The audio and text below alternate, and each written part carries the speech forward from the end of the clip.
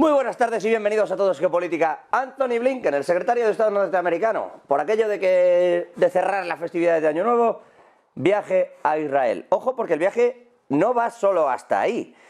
Va a ir desde Turquía, Arabia Saudí, Egipto, Israel y Grecia.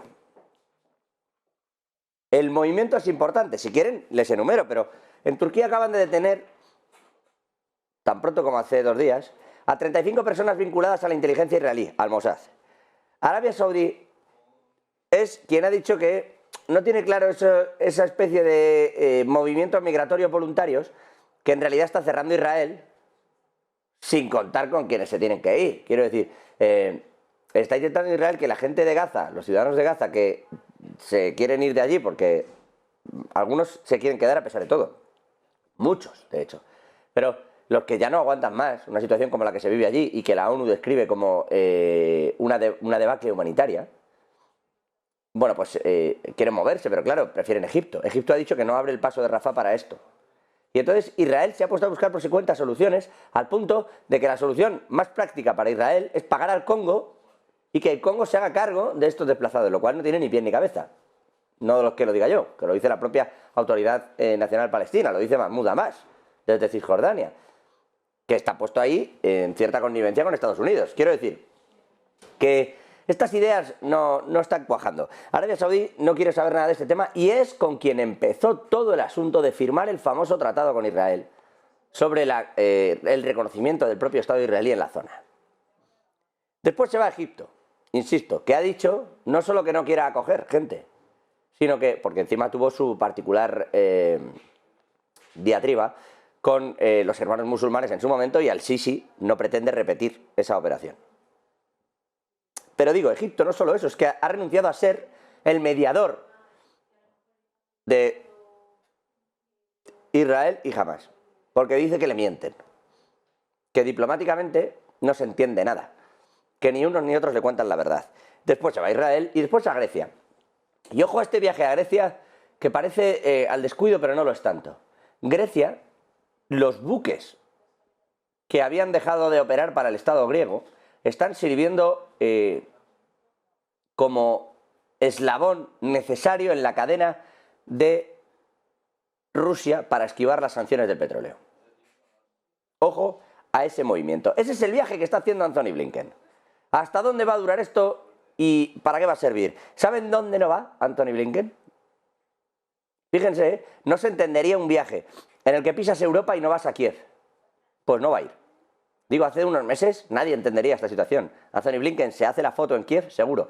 Ahora, mira, mejor no vayas, porque le prometimos un dinero que no le vamos a dar al señor Zelensky, y esto que se lo peleen los europeos. Esta es la situación real. A menos, bueno, a menos no, a semana y un día de las elecciones en Taiwán, que va a ser otro buen charco. Si me permiten, al otro lado de la pantalla, siempre un gusto, y con esto, además, cerramos la semana, digo siempre un gusto, y sí que además llevan un tiempo esperando ahí al otro lado de la pantalla, por lo que aprovecho para pedir públicamente también disculpas a ambos por ese tiempo. Ariel Umpierrez, economista, historiador, especialista en geopolítica, muy buenas, y Juan Antonio Aguilar, director del Instituto Español de Geopolítica. Muchísimas gracias de antemano ya a los dos, como lo es siempre, además de un gusto, bueno, pero gracias por también ese tiempo, que sé que lleváis un tiempo ahí esperando. Un placer. Un saludo. Decía yo, y me vais a permitir que empiece por aquí, no se habría entendido hace 2 meses que Anthony Blinken pisase suelo europeo y no tuviese una foto en Kiev. Y hoy no es que no esté en agenda, es que ni se espera viaje sorpresa, ni ha habido contactos telefónicos, ni nadie, nada. Ayer hablaba Dmytro Kuleba de que todavía esperan el dinero de Estados Unidos. ¿Tiene sentido esa espera? Porque da la sensación de que Estados Unidos con este asunto ha pasado página. Juan Antonio, Ariel. Sí, yo no creo que haya pasado página. Yo creo que simplemente, ¿para qué va a ir a Kiev? No tiene nada que decir.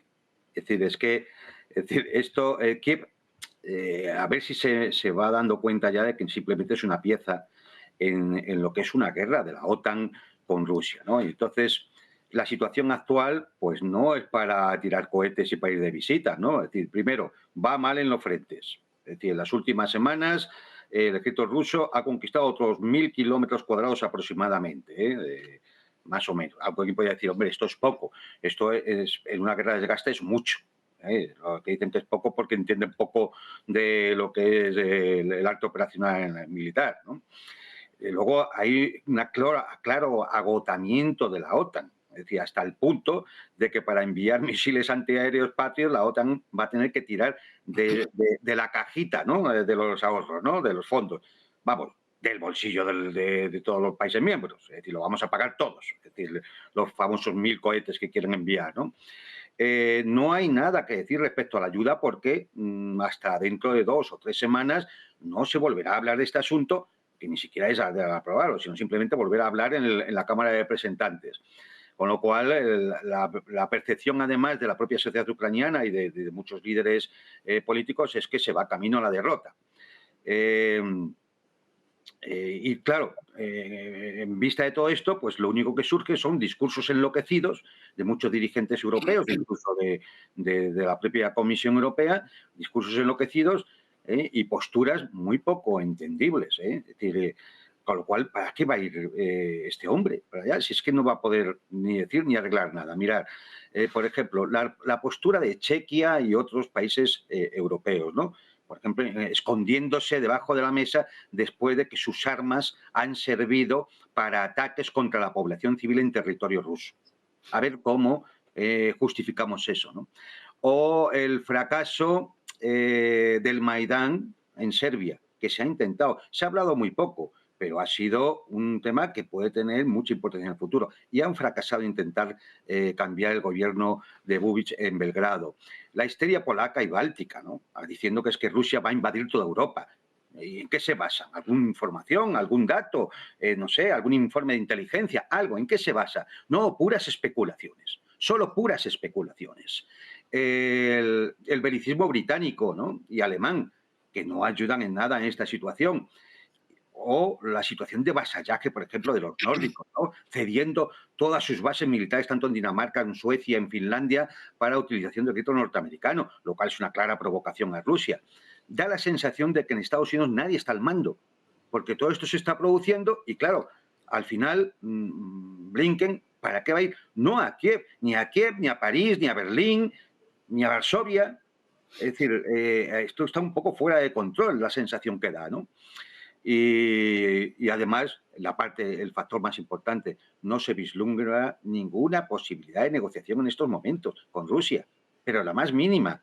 Si Rusia va ganando en el campo de batalla, salvo que vayan a ceder en todos sus objetivos, lo cual sería una derrota, vamos, es decir, total de la OTAN, pues ya me dirán ustedes, ¿no? Yo creo que la perspectiva es mala. Y además, Estados Unidos en estos momentos, sabiendo que no va a haber negociación con Rusia antes de las elecciones, que pueda presentarse como un aspecto positivo a la hora de la campaña electoral norteamericana, ya no le queda más remedio que intentar mantener la guerra como sea por lo menos hasta final de año, hasta final de 2024. ¿Para qué? Para no presentarse a unas elecciones con una derrota en Europa. Que añadir, es decir, sería que Biden comenzó con una derrota bochornosa en Afganistán y se acabaría el ciclo con una derrota completa en Europa. Entonces van a intentar, como sea, mantener esto para dar la sensación de que se sigue actuando y de que se sigue intentando no perder otra batalla, ¿no? En esta guerra mundial híbrida en la que estamos inmersos. Claro, entiendo lo que dice Juan Antonio. Claro, yo decía lo de la foto con Blinken no porque tenga nada que ofrecerle, sino porque cómo ha cambiado la circunstancia en un par de meses, porque antes era impensable que alguien, o sea, si se cruzaba el avión estadounidense del señor Blinken por Europa, automáticamente había foto en Kiev, con Zelensky, el apoyo, hasta el último ucraniano, y 2 meses después... Y todo lo demás, claro, pero claro. Es que ahora es casi contraproducente la foto con Zelensky. Claro. Sí, de ahí la reflexión. O sea, el cambio está hasta el punto de que ahora, si te haces la foto, tienes que explicar que tu gobierno está defraudando y que en realidad, bueno, no está a la altura, pero no Biden, sino que la culpa es de los republicanos, que ha sido la mejor excusa que ha encontrado Biden, en realidad, para decir que tiene poco poder, que no sé yo, no había visto nunca a un presidente de Estados Unidos reconocer que es que no tiene poder de actuación. Es la primera vez que lo veo. Ariel, al respecto de estos viajes y de estas idas y venidas, deja una reflexión interesante Aguilar que dice que Estados Unidos no negocia porque no quiere presentar una derrota antes de las elecciones. Claro, es que ahora mismo la negociación no parece, como dice Juan Antonio, una negociación. Sí, la síntesis que ha hecho Juan Antonio es brillante, como es habitual en él, así que mucho para agregar no tendría, simplemente que, claro, yo sé que en Washington hay discusiones, y está bien lo que acaba de decir Juan Antonio, parece que nadie está al mando. Eh, Institucionalmente, sin duda, es esa la sensación y la que tienen los norteamericanos mismos, los ciudadanos. Los que parece que están al mando siguen siendo esos ultra neoconservadores, Victoria Nudelman, Jack Sullivan, esos fanáticos ultra neoconservadores, pro-sionistas, de eso no hay duda, y que son los que han provocado, acelerado estos conflictos, instigado estos conflictos, y digo todos estos que acaba de resumir correctamente Juan Antonio a lo largo de estos años. Lo que ocurre es que también sé que por lo menos allí en Washington están habiendo reuniones, en Virginia sobre todo, donde dicen, pero esto no soporta, este escenario no aguanta un año más, de aquí hasta noviembre. Primero porque los ucranianos ya no tienen más gente, más carne de cañón para mandar al frente. Un año es una cosa larguísima, las elecciones son en noviembre. En Ucrania, ya digo, no tiene más gente, ha perdido 500.000, 600.000 soldados en muertos, heridos, más de 1,000,000 y pico, las cifras son escalofriantes. Están enviando al frente a señores de más de 60 años, ahora hablan de mujeres. Por eso decía yo hace unos días, esto parece aquella película de la caída en la que se lo ve a Hitler perdido al final hundimiento, de la ¿no? Sí. guerra. El Me gusta hundimiento que esa se llamaba imagen. aquello, sí. Perdona, Ariel, porque aprovecho y te pregunto, con todo esto que estás comentando, ayer dijo Ucrania que va a abrir 9.000 procesos penales contra ciudadanos que no quieren sumarse a filas. Exacto, y no les va a renovar pasaportes a aquellos que ya se han ido del país y que viven en otros países. En fin, esto es verdaderamente una locura en la que está pasando, recordémoslo, en el corazón de Europa. No es que está pasando en otro planeta, está allí a 1.500 kilómetros, 2.000 kilómetros de Berlín y demás. Es una situación realmente, yo creo, tengo la sensación, y aquí puedo no diferir con Juan Antonio, pero tengo la sensación por información que me llega de que hay discusiones, digo, allí en Washington, de qué hacer con Ucrania. Lo que parecería que hay un grupo de personas que dicen, vayamos a negociar lo antes posible, cerremos este capítulo ucraniano lo antes posible, presentémoslo en sociedad a través de las agencias de comunicación, de relaciones públicas, que esto lo saben hacer muy bien los norteamericanos, y digamos que esta guerra no se ha perdido, pero ha sido negociada y demás. Porque realmente un año en una guerra de esta intensidad es una eternidad. Eternidad digo en términos humanos desde ya, que es lo más horrible, pero sobre todo en cuanto a la comunicación. Imagínate tú, José, que estemos tú y yo, Juan Antonio, dentro de un año todavía diciendo que esta guerra es una locura. Es imposible de presentar. Y sobre todo Biden, que es un fracaso total, teniéndolo a Trump aquí detrás de la oreja, diciéndole, eres un inepto, eres un inútil, esto no debería haber ocurrido, yo lo hubiera resuelto en 24 horas hablando por teléfono con Putin, has provocado una locura. Hay que aguantarlo a Trump un año entero hablando, cuando hable de temas internacionales, diciéndole, recordándole a la ciudadanía norteamericana esto. Y después lo de Blinken, claro, Blinken es increíble porque todas las bombas que está tirando, toneladas de bombas que está tirando Israel, se las provee todos los días en un puente aéreo y marítimo los Estados Unidos. No las fabrica Israel sobre Gaza, ¿no? Las bombas que está tirando. Bombas de 500 kilos, de 2 toneladas, misiles de penetración. O sea, la cosa más horrible, fósforo blanco en el sur del Líbano. Y después va este hombre que todo el mundo sabe que Estados Unidos es el genocida junto con Israel, va a hacer como relaciones públicas y a pedirle a estos países que tú acabas de mencionar que comprendan que esta es una guerra justa por el lado de Israel, cuando todas esas poblaciones, todas esas poblaciones, no las élites gobernantes de estos países que tú acabas de mencionar, sino que las poblaciones están en pie de guerra contra Israel. Las expresiones de odio que hay hacia Israel, que es inveterado, que es de hace más de 100 años que expresan ese rencor contra Israel, todas esas poblaciones, ahora se han acentuado porque estamos viendo en vivo y en directo por las redes sociales o las cadenas de televisión cómo masacran niños, familias, o sea, es incomprensible. Y este hombre va a hacer como relaciones públicas.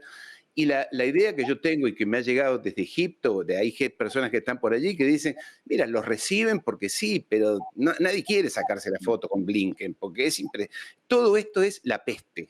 En esa región, Blinken, Estados Unidos, los británicos, y en el caso de Ucrania lo mismo, son la peste. Y nadie quiere abrazarse con la peste, porque realmente son impresentables. Este es el escenario que yo veo, donde no veo ninguna eficiencia, porque esto que tú mencionabas de mandar a las personas palestinas al Congo como si fueran cosas. Bueno, claro, me dirás tú, los rabinos ultraconservadores repiten lo que dice el Talmud.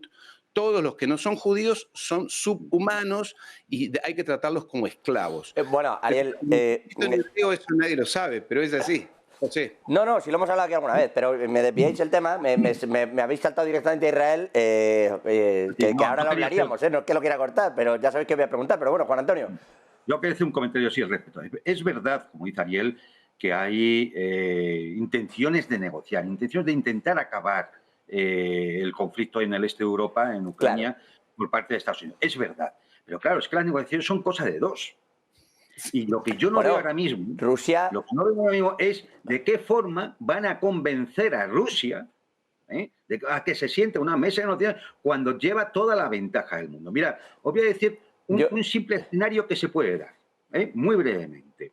Imaginaros que efectivamente el ejército ruso quiere seguir adelante, siguiendo los objetivos planificados por el Estado Mayor ruso, y al final llega al Dnieper y provoca una división en Ucrania por el cual los territorios polacos, o históricamente polacos, vuelven a Polonia, la Transcarpatia vuelve a Hungría, y entonces sería la circunstancia, una vez llegado el contacto del ejército ruso a Transnistria y demás, de que Rusia tendría frontera con Hungría, y Hungría con Serbia, y Serbia con la República Srpska y con Eslovaquia, y Hungría con Eslovaquia. Es decir, podríamos ver de nuevo tropas rusas casi en la frontera de Alemania. ¿Alguien piensa que teniendo esa posible partida, Rusia se va a sentar a negociar, salvo que le den todo, claro? Salvo que la victoria sea absoluta conforme a los objetivos que se había planteado en la operación especial militar. Entonces, ¿qué razón va a haber para sentarse en estos momentos con una OTAN agotada y enloquecida? Es decir, yo no veo. Es decir, otra cosa es la intención, efectivamente, de parte de las élites norteamericanas que dicen, vamos a acabar con esto cuanto antes, porque además, cuanto más dura, peor.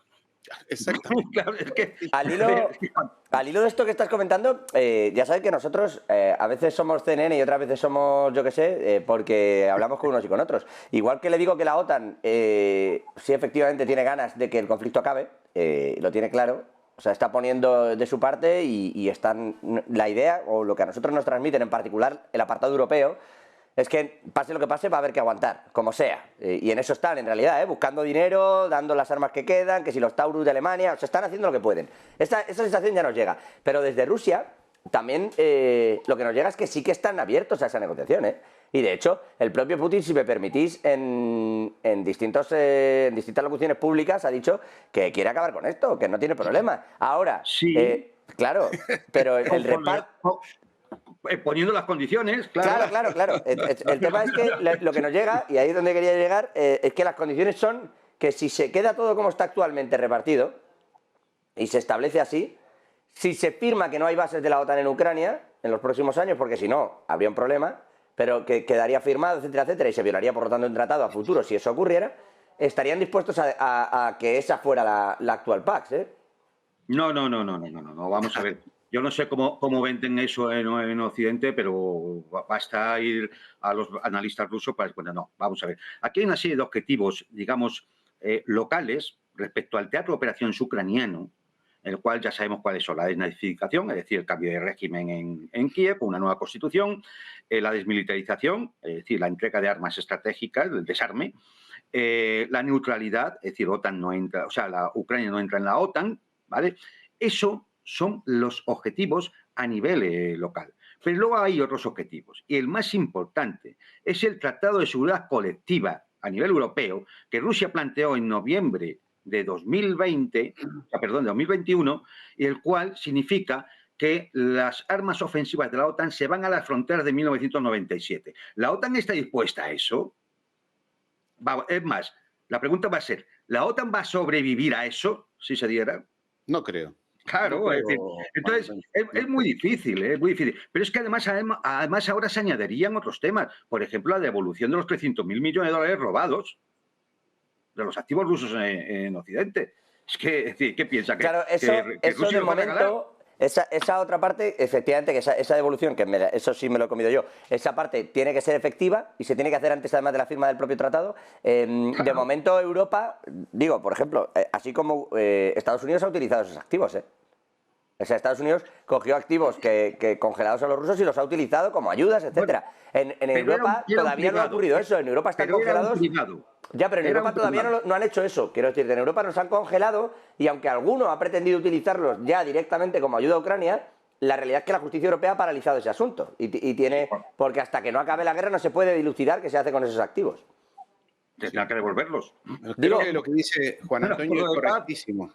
Claro. Es correctísimo porque recordemos que a la OTAN se están agregando Finlandia, Suecia, bueno, los países bálticos. O sea, a Rusia le quedaría, cerrado el capítulo ucraniano, le quedaría la OTAN allí y beligerante, con ganas de combatir y hostigando a Rusia en el futuro. Y eso Rusia no lo va a aceptar. 15 bases de Finlandia están ocupadas por soldados norteamericanos. Claro.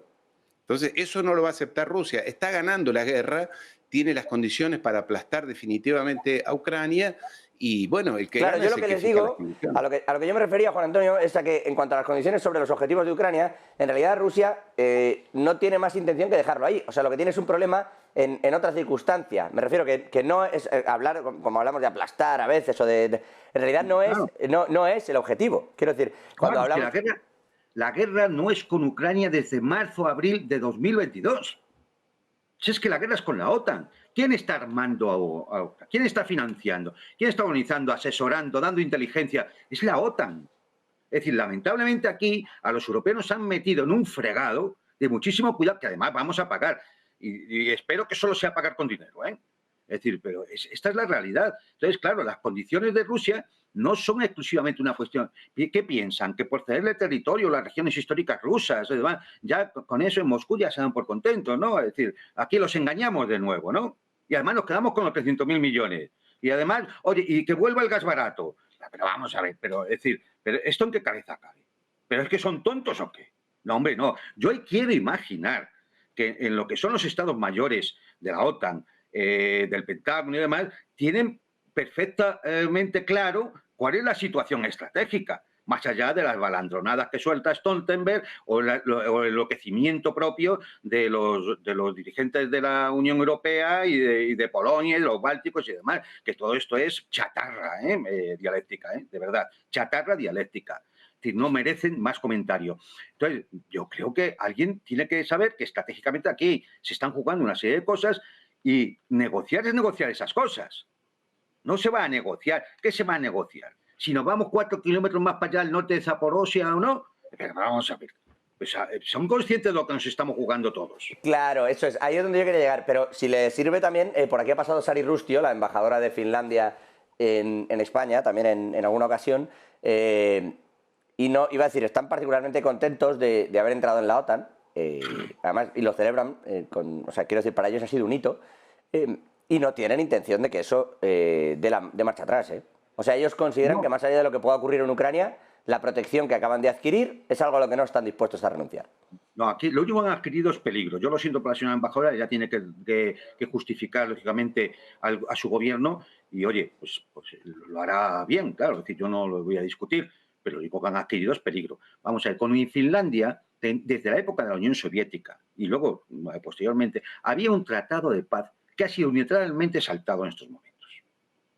Ese tratado de paz, bueno, pues estableció una cuestión de neutralidad e incluso daba protección a Finlandia por parte de la Unión Soviética. en caso de conflicto. Era un tratado de paz firmado en el año 47.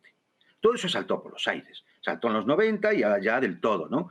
Es decir, ¿cómo va a estar más segura Finlandia ahora, donde las ojivas nucleares rusas van a apuntar allí, que hace 5 años, donde el tránsito habitual de la población finlandesa y rusa era normal, donde no había prácticamente frontera? Ahora están levantando frontera y muro, ahora están rehabilitando los viejos búnkeres de la Segunda Guerra Mundial, de la línea Mannerheim. Es que, de verdad, es una locura, aparte del coste que tiene.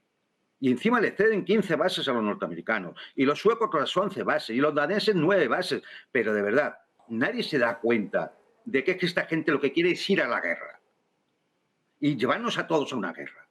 Es que hay que pararle los pies, de verdad. No sé si, Ariel, ¿quieres añadir algo más o os cambio el salto? ¿Perdón? No, que si querías añadir algo más os cambio ya el salto. No. Yo no agrego nada, ha sido brillante la exposición de Juan Antonio. La verdad que ha sido claro. Le pregunto también al resto de los europeos que han ganado con esta guerra, pero no lo hemos entendido, ni los franceses, alemanes, aparte de todo lo que han perdido desde el punto de vista económico, de todo tipo, no sé cuáles eran los intereses estratégicos de Europa en esta guerra. Pero te cedo el tema, José. No, bueno, se habló de esto, esto no tenía ninguna explicación, o sea, sobre la lógica del papel no tenía ninguna, desde el minuto 1. A esto lo que pasa es que se le puso esa pincelada emocional y entonces de repente Zelensky se erigió como una especie de soldado de la libertad, es verdad, así es como se ha colocado esto.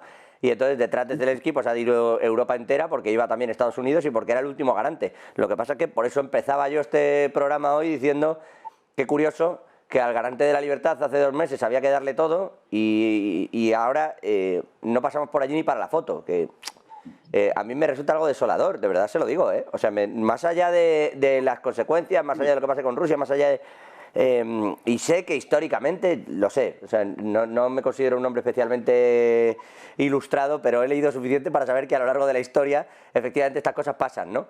Pero no deja de sorprenderme cuando lo veo, que se pueda jugar así. Están muriendo miles de personas allí y de repente decides que ya, ojo, que vamos a elecciones, chicos, y hay problemas en Israel. Aparcad el asunto de Ucrania. Me deja helado, no les voy a engañar.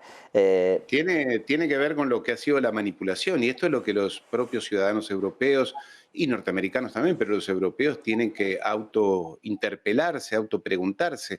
Nos hemos dejado manipular por agencias de prensa, de comunicación, por personas que venden como marketing, ¿no? Han vendido esta rusofobia, esta locura contra los rusos, contra los chinos, contra los palestinos, contra todo el mundo. Esta gente odia a todo el mundo y entonces enloquecen al público, al ciudadano común, a través de los medios de prensa, salvo, excepto honrosamente, Negocios TV, Negocios Televisión, pocos medios cuentan la verdad o dan lugar a que se cuente la verdad. Entonces la gente está enloquecida, taladrada a la cabeza por agentes de prensa que te quieren convencer de que aquellos son todos malos y que hay que matarlos a todos o odiarlos o la rusofobia, etcétera. Y esto pasará y las personas, yo no sé, no se despiertan, no se sienten manipuladas al punto tal que se les roba dinero de su propio bolsillo, porque esto hay que pagarlo, esto no es que se le regaló las armas a Zelensky y el dinero y nadie lo paga. Esto, Europa está más endeudada, más debilitada, con más paro, con empresas que han cerrado, en fin. Esto requiere o llama a la reflexión a las personas.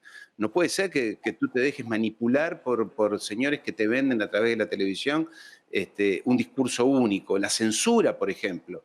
Todo lo que venía de Rusia no se podía escuchar, se tenía que clausurar los canales de comunicación, las agencias de prensa del otro lado, había que clausurarlas, no se les daba lugar a las personas que como nosotros, Juan Antonio y todos los compañeros que participamos aquí en Negocios TV habitualmente, no se nos da lugar en ningún otro sitio para expresar una opinión diferente. Esto es lo alarmante, ¿no?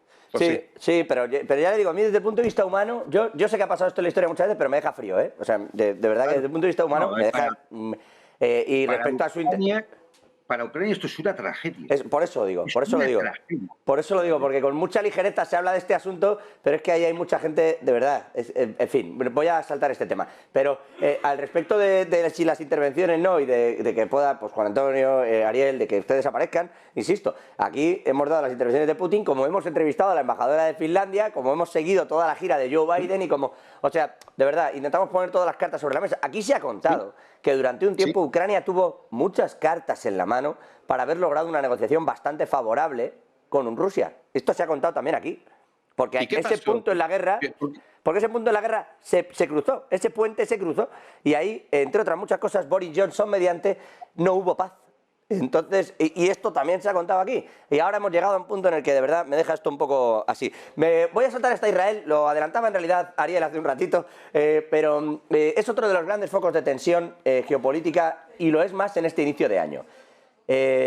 Por la parte económica, ya hemos sabido que las navieras le van a sacar una pasta a lo de no ir por el Mar Rojo. Esto es así. No van por el Mar Rojo, pero en vez de caer en bolsa suben un 15%. Y ya que cada uno saque las conclusiones de lo que piensa el accionista de la naviera, ¿no? No está pensando pierde en cargas, sino está pensando menudo sobrecoste. Eso es lo que está pensando. Voy a meterle un palo a esto que lo van a llamar ustedes hiperinflación cuando llegue. En fin, hasta un 173% de sobrecoste hay ya, ¿eh? Ahora, no quiero yo pensar si aquello de verdad acaba siendo un polvorín, porque de momento solo se está atacando a ciertos cargueros, esa es la realidad. Entonces, como de verdad pase a ser un problema, el coste va a ser espectacular. Pero más allá de esto, la guerra allí ha tomado otro cariz. Os quiero preguntar varias cosas, pero por empezar centrándome en una, ha tomado un cariz que pasa por operaciones especiales pequeñas. ¿Qué se busca cuando se hace un ataque concreto en Damasco, cuando se planea una operación especial en Beirut contra los 5 militantes de Hamas, entre ellos ese segundo al mando, que fallecieron por el ataque del dron de Israel? ¿Qué se busca cuando Estados Unidos, en la tarde de ayer, en Bagdad, también mata a uno de los líderes de las milicias iraquíes, que son proiraníes esas milicias, que no son de la parte del gobierno iraquí? Con todo esto sobre la mesa, 4 operaciones distintas, la sensación de que va a pasar a más, e Irán diciendo cuidado porque esto empieza a ser peligroso. ¿Qué está buscando Israel y Estados Unidos con este tipo de cuestiones que no van solo contra Hamas? Pues muy sencillo. Está buscando la escalada. La escalada. Incendiar todo el Oriente Medio. Vamos a ver. Verás, a ver si lo logramos hacer muy breve y que se pueda entender. La situación en el frente no va bien para Israel. Esta es la realidad. Según la prensa israelí, de distintas fuentes, hay de 2.000 a 5.000 bajas en el ejército israelí. No han logrado liberar a los rehenes, lo cual hace que la tensión interna dentro del propio Israel sea muy grande. Y la economía está rota. La economía está rota pues porque ha habido que movilizar a 350.000 reservistas, porque han salido de Israel 450.000 personas, porque ha habido que evacuar las zonas norte y sur de Israel, es decir, las que dan con la frontera del Líbano y con la frontera de Gaza, ha habido que evacuar aproximadamente a 650.000 israelíes. Esto significa 1,5 millones de personas fuera de la producción y del consumo en la economía israelí, teniendo en cuenta que Israel tiene 9,3 millones de habitantes, de los cuales más de 2 millones son árabes. Es decir, la situación es muy delicada. Entonces, cuanto más... bueno, esto, además, 900 millones de dólares al día el coste de la guerra. Además de la caída del PIB, el coste de la guerra. Y encima el coste que viene provocado por la no llegada de productos, de mercaderías, o porque tardan más, porque tienen que dar la vuelta por Cabo Esperanza, o la no llegada por el Mar Rojo, por el tema del bloqueo de Yemen, ¿no? Entonces, todo esto hace que cada día que esto dure es mucho peor para Israel. De tal manera que, ¿qué es lo que han pensado? Bueno, nos hemos dado cuenta de una cosa, no había plan B para después del ataque de Gaza. Es decir, no sabían qué hacer. Se han inventado lo del Congo y mañana, pues yo que sé, igual quieren mandarlos con naves espaciales a la Luna, es decir, a los palestinos. Pero lo que se han quedado claro es que ahora os pregunto por eso del Congo, no os adelantéis.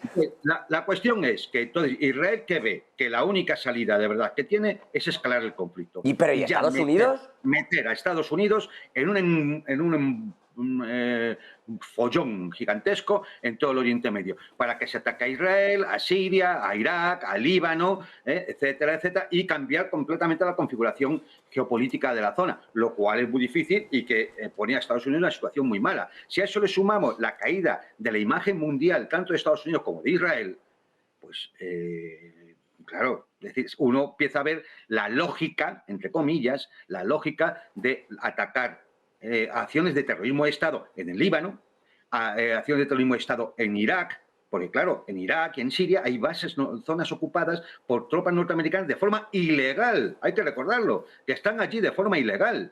Es decir, ataques, el famoso atentado en Irán, que ha reivindicado ahora de ISIS. Eso le iba a decir, ese se lo ha atribuido el Daesh. Nada, no, es decir, olvidémonos, o sea, es decir, el Daesh en estos momentos, con la que hay en Palestina, no tiene otra cosa mejor que hacer que atacar a Irán. ¿Usted cree que es entonces que es una especie de falsa autoría? A ver, no es que falsa autoría. Es decir, de siempre ha habido una oposición iraní, fundamentalmente en la cual hay un grupo terrorista, que es el MEK, financiado desde Occidente, que ha podido ser utilizado como instrumento proxy para que de los servicios secretos estadounidenses e israelíes hayan hecho una operación de este tipo. Solo hay una intención, provocar una reacción de Irak o de Irán o de Siria o de Líbano para escalar el conflicto. Porque es que ahora mismo las cosas no van bien. Miremos simplemente la operación de la famosa flota en el Mar Rojo, ¿no? Es decir, ahí se han juntado los 5 potencias anglosajonas, ya sabemos, más el eje Roma-Berlín-Tokio, para ir contra la pobre Yemen. Pero vamos a ver, ¿de verdad necesitan todo eso para intentar combatir a unos combatientes que no estamos hablando de una potencia, que es un país de los más pobres del mundo? Es decir, y son incapaces. Han tenido que retirar los barcos de la flota porque están al alcance de los misiles yemeníes. Bueno, pues esto nos está indicando otra cosa. No tienen el dominio del mar en estos momentos, sobre todo los pasos, los estrechos y las rutas estratégicas. Esto nos debería hacer pensar a todo, porque hoy es Al-Mandeb, mañana puede ser el Canal de Suez, o el Bósforo, o el Estrecho de Hormuz, o el de Malaca, o el Estrecho de Gibraltar. O todo junto. Ariel, no, le voy a trasladar la pregunta a Ariel con una reflexión que estaba haciendo Juan Antonio, que es la imagen internacional, ¿no?, de Estados Unidos e Israel. Hay una sensación, comentaba alguien ayer, pues no sé si era Pitarch, no sé quién era, que decía, cuidado porque lo que está haciendo en realidad Irán es evaluar. Está viendo hasta qué punto se puede estirar el ejército de Irán y hasta qué punto en realidad es capaz de meterse Estados Unidos. Y juntándolo con esta reflexión que haces, Juan Antonio, le traslado la pregunta a Ariel. ¿Tiene la sensación Irán de que Estados Unidos e Israel ya no son invulnerables? Bueno, de eso tiene la sensación el mundo entero, vamos a decir la verdad. Sí, pero lo peligroso es que lo tenga Irán, ¿no? Claro, claro. Allí, digamos, esto de lo que decías Juan Antonio y tú, José, también, esto de la falsa bandera, desde ya lo que se busca es crear caos en esa región y confusión de todo tipo, lograr que no se sepa quién es quién, si es el ISIS o si es Irán o si es el otro. En general son los servicios secretos, tanto el MI6 de Inglaterra, la CIA, en fin, las que operan todas estas cosas.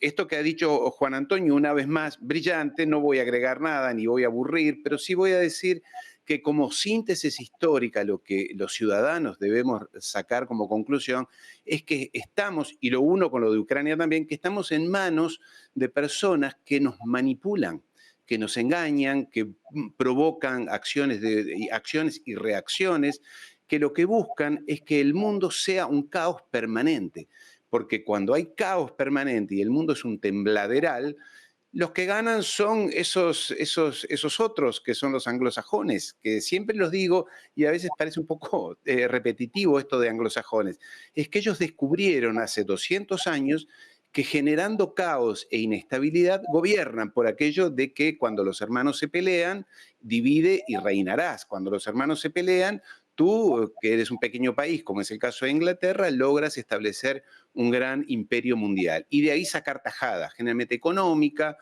política, geopolítica.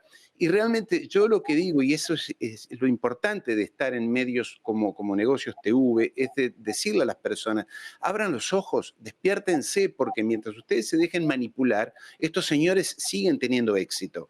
Porque esto que acabamos de decir, fue el ISIS la que hizo, lo dicen además las agencias de prensa, con supuestos informes de inteligencia, siempre haciendo referencia a fuentes anónimas, ¿no? Fuentes de inteligencia anónimas. Imposible de contrastar. Exacto, sí. Entonces, nadie puede saber de dónde viene. Lo que ocurre es que estos señores siempre buscan la inestabilidad, la confusión, la pelea, y encuentran, sobre todo en Europa, conductores políticos, dirigentes políticos, presidentes de gobierno, que son complacientes a ese tipo de discursos, que dicen, sí, tiene razón, es muy inestable esa región y tenemos que intervenir en Ucrania porque los rusos son malos y los palestinos, bueno, no son malos porque la población ya sabe que no son malos, pero también les hubiera gustado decir que Israel tiene derecho a defenderse, porque bueno, es lo que dicen las agencias de prensa. Entonces estos replicadores, repetidores europeos, Scholz, Pedro Sánchez, Macron, Giorgia Meloni en Italia, repiten lo que desde Washington o desde Bruselas les dicen. En síntesis, más allá de lo concreto, no nos dejemos manipular, porque realmente esa manipulación redunda en pérdidas humanas, en pérdidas económicas, en degradación de la vida social, en degradación de la convivencia social. Mira lo que ha pasado este fin de año. Muchas familias no podían hablar de la política internacional porque unos eran prorrusos, los otros eran pro-ucranianos, se pelean las familias, y eso es bueno para los anglosajones que inventaron aquello de divide y reinarás. Esta es la síntesis que hago yo, José. Sí, mira, la geopolítica del caos se basa fundamentalmente en una cosa. Si yo genero caos, genero miedo. Y si genero miedo, genero oportunidad de dominar. Y abro ventanas al negocio. Es así de sencillo. Domino puntos que me interesan y se me abre la ventana que me permite hacer negocios. Pero, miento. Recordemos la pandemia, ¿no? Recordemos, sí, no entremos en detalles. Un detalle, es decir, lo habéis citado en la entrada del programa, ¿no? Se detiene a 35 agentes del Mossad en Turquía. Vamos a ver, estos señores, ¿qué estaban haciendo allí? Es decir, lo ha dicho la propia Turquía. Objetivos terroristas. Lo que ha dicho Turquía en la detención, si Turquía ha sido clara, no les ha detenido ya. Turquía los ha detenido y ha dicho que ha evitado que se produzcan atentados en su territorio. Claro. Pues ¿Por qué tendría que cometer Israel atentados a ver, Juan Antonio, yo no sé por qué, a ver qué se te ocurre a ti. Pues no lo sé, pero además esos atentados, vete a saber, serían del ISIS o chiitas o yemeníes. Es decir, vamos a ver, es que los coges con las manos en la masa y dicen que no, que la culpa es de... No, son los ayatolas. Es decir, vamos a ver. Así encontró los servicios, el FBI, apenas cayeron las Torres Gemelas en el 2001, lo primero que tuvieron prisioneros fueron grupos de estudiantes de arte israelíes que estaban allí. Sí, pero luego apareció el pasaporte, entre los escombros apareció el pasaporte de Mohamed Atta. Es decir, si ya se... Es decir, las operaciones de inteligencia están para esto, para hacer que las cosas parezcan lo que no son. Es decir, es el tema de las operaciones encubiertas, pero esto está en la historia de las comunidades de inteligencia, que no se estamos inventando nada. Entonces, uno tiene que ser muy cuidadoso con todo este tipo de noticias y además, perdón, todo esto hace y permite una cosa fundamental, que olvidemos el origen del conflicto, la raíz del conflicto. De tal manera que ya hablamos del atentado en Irán, de la muerte del segundo de Hamas en Líbano, etcétera, etcétera, y nos olvidamos de que la raíz del conflicto está en que hay una ocupación de una población palestina desde hace 6 décadas por parte de un Estado ocupante, en contra de resoluciones nacionales y de todo lo demás, y en contra del derecho internacional. Y es decir, ya nos olvidamos de eso, y entonces da la sensación de que esto no tiene arreglo. Es la geopolítica del caos. No tiene arreglo, todos asustados, hay gente haciendo negocios, ahora las navieras. Claro, pues vamos, las navieras, imagino que habrán mandado roscones de reyes a los yemeníes, porque es lo menos que se merecen para su negocio. Claro, es decir, y nos olvidamos realmente de cuál es la raíz del conflicto y de por qué se está produciendo todo esto. y provocamos miedo, ¿no? Los rusos nos van a invadir, uy, los iraníes son un peligro, Kim Jong-un va a provocar una guerra mundial, los extraterrestres, el virus, etc. Y estamos siempre así. No, y olvidamos realmente quiénes son los responsables en cada momento y en cada sitio y en cada zona de fractura geopolítica. ¿Quiénes son los responsables y dónde está la raíz del conflicto? Generalmente son los mismos, ¿no, Juan Antonio? Siempre Hombre, parecen los mismos. Depende, depende de la época, depende de la época y del conflicto, si me permitís. No, claro, pero lógicamente en las fracturas geopolíticas se producen siempre porque hay un choque de hegemonías. Y entonces la potencia hegemónica siempre va a intentar dominar en cualquier punto donde se pueda surgir un poder emergente que le pueda hacer sombra. Entonces, es lógico que siempre estén las potencias anglosajonas. ¿Por qué? Porque son las que tienen la hegemonía desde el año 45, como mínimo. Desde 1945, me refiero. Eso le iba a decir, por lo menos desde ahí, eso le iba a decir. Aunque esto, insisto, y al hilo de si siempre son los mismos o no, bueno, efectivamente, en Asia, operaciones encubiertas así, en países pequeños, en movimientos, en Rusia, así también. O sea, dependía. América Latina. Por eso, sí, bueno, en América, sí, lo que pasa es que en América Latina ya hay, en muchas de ellas, no digo yo que no estén también los anglosajones, pero es verdad que depende, Ahora depende. en Venezuela con Guyana lo primero que hicieron fue mandar un barco de guerra a los Por ingleses. eso sí, pero que a lo que me refería yo con el tema de Rusia, Asia, etcétera, es que todo ha tenido su, como decía Juan Antonio, todo ha tenido su momento y según iba esa potencia, pues allí se producían este tipo de operaciones, que ahora pues efectivamente estamos viendo aquí. Voy a parar 2 minutitos, bueno no, de hecho ni eso, y regreso con el asunto de Taiwán. Que eso tiene operaciones encubiertas, operaciones no, y tiene de todo, porque los F-16 que no le pueden dar a Ucrania están en Taiwán, por si se lo está preguntando a alguien. 2 minutos y volvemos. Localizarnos ahora es más fácil. La economía a tu alcance. Empresas, inversiones, tecnología. Ya en la APP de Movistar. Vive la economía. Negocios Televisión. Voy a conseguirlo, se lo dije, que esta semana se hablaba de Taiwán antes de cerrar, y lo pienso conseguir. Hay elecciones en una semanita y un día. Ha dicho China que, bueno, que le gustaría que democráticamente, bueno, pues las cosas salieran como quieren, pero que si no, da igual, que Taiwán es China.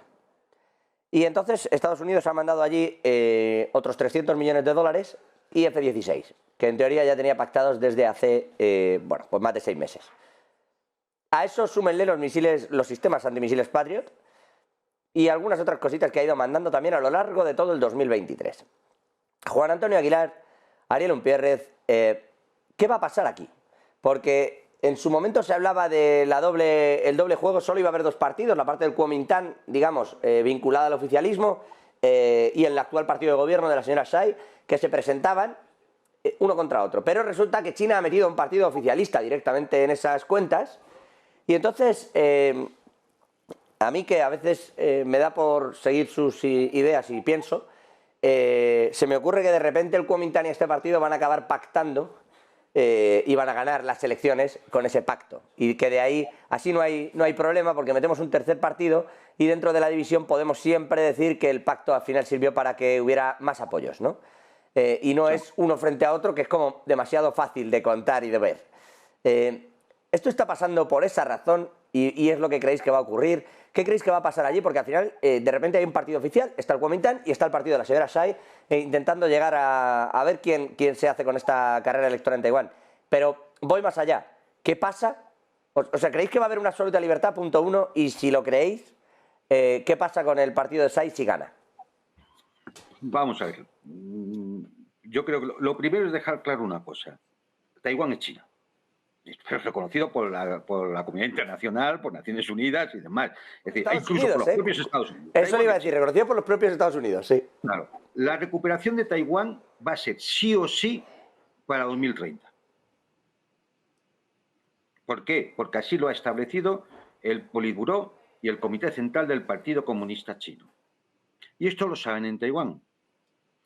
Por eso, efectivamente, el partido histórico que se instaló en Taiwán después de la Guerra Civil, que fue el Kuomintang, está abierto a negociar una solución con China, una solución de un país, dos sistemas, durante un X tiempo, como se decidió hacer en Hong Kong y demás, ¿no?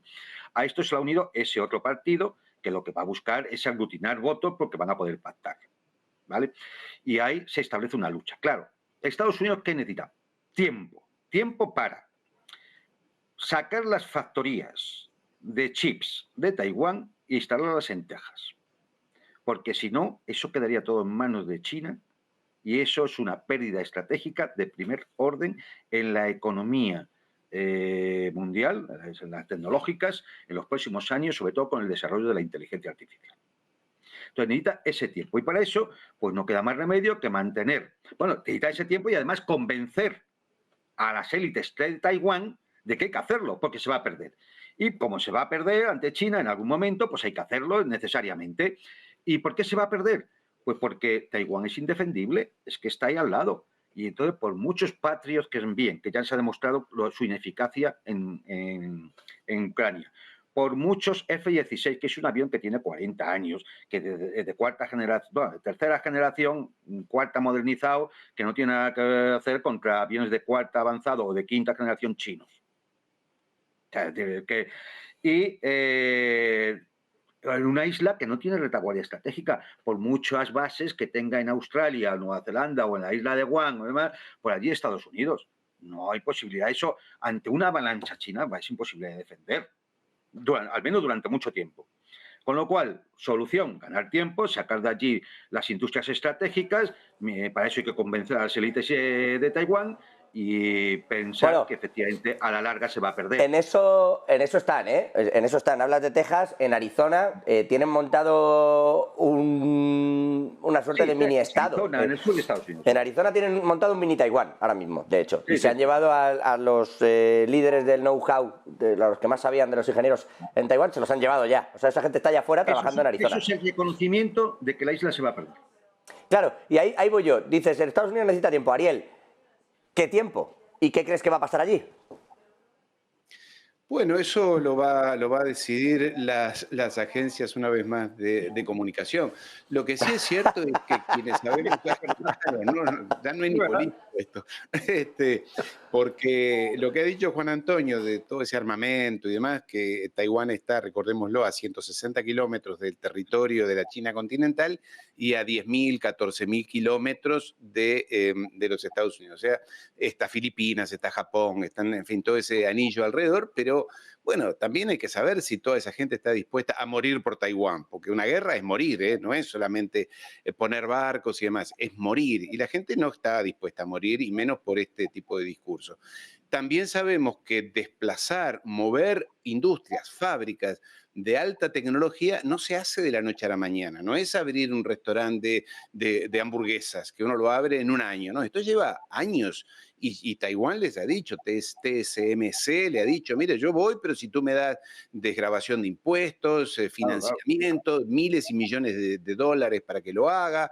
Esto no es que voy y pongo una fábrica, ya digo, de jamones, ¿no? Y que los jamones ya son difíciles. En esto es extremadamente difícil y va a llevar décadas o años. En todo caso, lo importante es volver al punto anterior, más allá de lo que ha dicho Juan Antonio, que es siempre conflicto, che. No hay forma de entender el mundo en términos de cooperación, que es lo que está pidiendo las poblaciones, la gente, los ciudadanos, en cualquier país del mundo. Quieren levantarse a la mañana, ir a trabajar, un trabajo bien pagado. Bueno, Ariel, pero acá lo único que se habla es de mandémosle F-16 o F-35. A ver, es que me vas a perdonar y aquí te sumo una cosa. Dice, siempre hay conflicto, claro. Ha presentado un nanochip Huawei antes de que lo haga Apple. Apple acaba de caer en bolsa en estos primeros días del año más de 137.000 millones, ha perdido de capitalización. A tenor de que a lo mejor los inventarios de iPhone no son suficientes para las ventas e incluso a lo mejor no vende lo que quiere. O sea, está habiendo un movimiento muy relevante en todo este asunto que tiene que ver con la pérdida de la hegemonía tecnológica estadounidense también. Sí. Sí, claro, pero Apple fabrica allí y dice, señores, no tanta guerra con Taiwán porque la mitad o las 3/4 partes de mi producción viene de allí. Decía, ya no dice tanto como decía. Aguárdame sobre este punto importante que decía Juan Antonio. Es cierto que no hay amor entre Taiwán, entre los taiwaneses y los chinos, no hay amor, porque hay décadas de división. Pero por otro lado, tanto los grandes empresarios taiwaneses como los chinos dicen, bueno, pero estamos interrelacionados, tenemos industrias, fábricas, negocios, inversiones. No quieren ellos la guerra, no quieren la guerra, ni unos ni otros. No les gusta mucho a los chinos, es cierto, no, hay desamor, no hay amor, y no lo hay desde hace décadas. Pero también dicen, tenemos negocios, tenemos fábricas, tenemos intereses, déjennos producir y déjennos hacer lo que tenemos que hacer nosotros. ¿Qué tiene que hacer los Estados Unidos allí? Porque esto es lo que los ciudadanos muy terrenalmente tienen que preguntarse. ¿Qué tienen que hacer Estados Unidos allí? ¿Por qué meterse en ese conflicto? Porque si no les quitamos la autoridad moral, estos señores te siguen explicando que la guerra es necesaria. Hay que quitarles la autoridad moral. Ustedes hicieron una guerra en Ucrania y miren lo que ha pasado, el resultado. Ahora están haciendo la guerra en Medio Oriente y miren lo que han pasado. Están haciendo la guerra en el mar de China Meridional y miren lo que está. Tenemos que robarles, quitarles, arrebatarles a los anglosajones la autoridad moral. Bueno, la misma autoridad moral, permítame que cierro con esto. Sí, perdona. La misma autoridad moral que condenó al Imperio Español aquí en América Latina. Ellos han sido los salvajes, los esclavistas, los que han provocado las guerras y parece ser que el Imperio Español ha sido el malo. Ellos han sido los buenos. Si no les quitas la autoridad moral, te siguen diciendo que ellos son los buenos y que son pacíficos y derechos humanos y intercambios pacíficos en el mundo, cuando en realidad ellos son los que hostigan y los que generan los conflictos. Quitémosle la autoridad moral. Como decía aquel, la ignorancia se cura leyendo, afortunadamente. En todo caso, yo creo que no hay autoridad moral aquí, que es abiertamente un conflicto económico. Quiero decir, que es que ya, porque a China, ¿qué le vas a decir, no? Bueno, no sé, que si son comunistas, pero supongo. La gente repite, la gente dice, no, los chinos son malos, los rusos son malos. Son comunistas y todo eso. Quizá tengan una forma de capitalismo bastante desarrollada, pero le seguimos llamando comunismo, por cierto. Y tienen un proteccionismo muy similar al que está implantando Joe Biden. Es verdad que las elecciones no son lo mismo, pero bueno, que eso tampoco es excusa para acabar invadiendo una isla, qué sé yo. Ariel Unpierrez y Juan Antonio Aguilar, se me va el tiempo. Vamos a ver qué pasa, pero ríete tú, como haya un problema militar en Taiwán, de la crisis económica que vamos a vivir en el mundo, ¿eh? Esa sí que va a ser importante, y fíjense lo que le digo, y no la caída de Lehman Brothers. Fíjense lo que se mueve en Taiwán. Pero Juan Antonio Aguilar, gana alguien. ¿El qué? Aún en las crisis gana alguien. Sí, bueno, alguien, ¿eh? eso también, no eso me decía también. Todos, ¿eh? Eso decía también aquí alguno. Dice, no, sí, cuando el dinero desaparece en la bolsa no desaparece, se lo ha llevado alguien. Juan Antonio Aguilar, Ariel Unpierrez, gracias por este cierre de la semana, gracias por su tiempo, gracias por su sabiduría, gracias porque siempre aprendemos. Abrazo enorme para los dos. Hasta la próxima. Nosotros frenamos aquí y repasamos, evidentemente, el resto de actualidad económica y geopolítica.